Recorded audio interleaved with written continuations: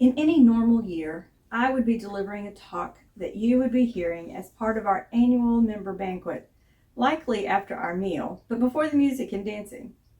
I had no idea in January 2020 I'd be delivering my beginning talk by pre-recorded video. Since then, normal has been turned on its head. Rather than meeting in person in the late spring, this year we are again meeting by video, celebrating our ACPE Proud Week, mourning our losses, and expressing hope for the future. When the pandemic started, our resident group began meeting online.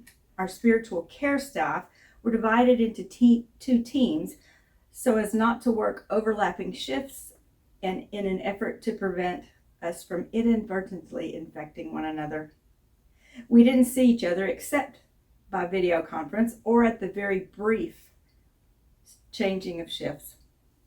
Daily symptom questions and temperature checks with occupational health nurses before entering for work morphed into a daily text questionnaire attesting to our being asymptomatic, and a giant red, all caps, "Cleared for work" text on our cell phones. These we showed to attendants at the mask distribution center. We were all outfitted with goggles or eye shields and taught to utilize a PAPR, a powered air purifying respirator, as its own air source for times we actually visited face-to-face with COVID-19 patients. Visitors were limited to one parent or care provider per child admitted to our facility. 2 persons could be designated, but only 2, and they could not be present at the same time.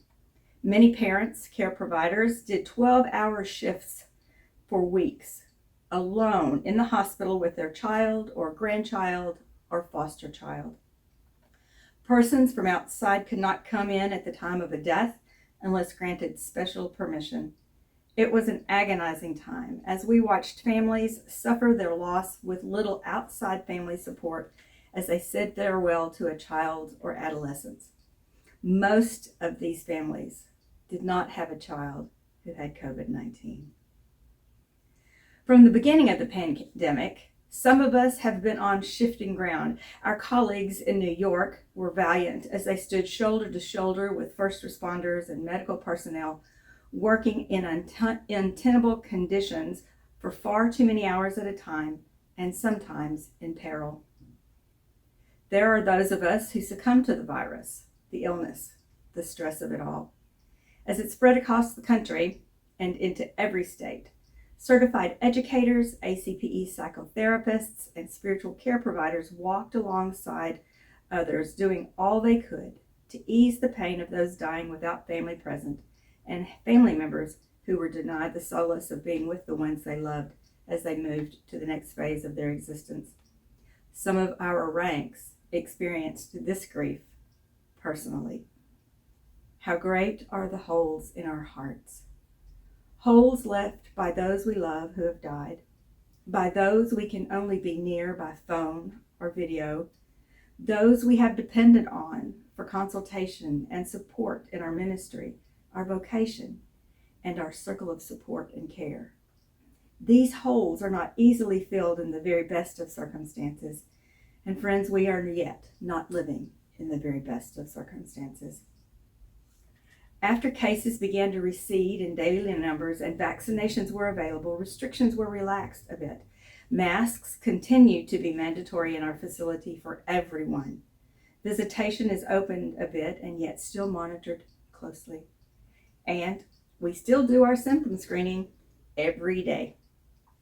Not in my vaguest dreams did I anticipate this shift in the way we practice our discipline. And yet, we continue to practice our discipline. Over the intervening time between January 2020 and December 2021, as ACPE, we have and will continue to train women and men for ministry in the local parish, the military, the hospital, places of industry, and nonprofit institutions, caring for people in assisted living and nursing facilities, philanthropic endeavors, and higher education. We have continued to certify educators initiated a program certifying spiritually integrated psychotherapists and preparing men and women to be certified by our sister association, the Association of Professional Chaplains, to become board certified chaplains. We have accredited centers to continue the education of persons to care for the sick, the homeless, the refugee, the besieged immigrant seeking asylum from war, domestic and societal violence, and those disadvantaged by systemic racism. It has been difficult for all of us involved. For those of us who have lost portions of our programs or who have quickly pivoted to make our programs safe for students, the stress has been high to continue to perform.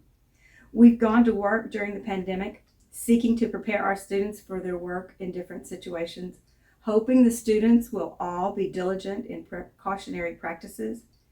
For those of us in other venues, we've practiced our craft with distressed clients or patients by video without proximity to those we hope to counsel or console. Perhaps we've met socially distanced and masked, a practice that allows for closer proximity, but still not the type of interaction we would prefer. For those of us in facilities caring for the sick, disabled, or differently abled, being the one person that our client or patient have seen may have been a very heavy responsibility that we carried. Knowing that we were the only contact they were able to have for some time may have weighed upon us. Yet with all the responsibility, the fatigue, the need for ingenuity and creativity in meeting the needs of our staff and those for whom we care, we have succeeded. We have succeeded. We've used our ingenuity and our creativity. We've enlisted the ideas and thoughts of our colleagues to move into new ways of meeting people in meaningful ways, even with masks, eye shields, goggles, and gloves. We've communicated through masks over the rhythmic sounds of ventilators or the sound of air flowing through nasal cannula to stand alongside medical and nursing staff, care providers, and family members.